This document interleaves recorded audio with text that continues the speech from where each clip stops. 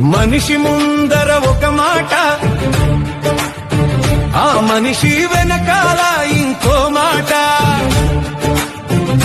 అవసరం ఉంటే ఒక మాట, అవసరం తీరితే మరో మాట.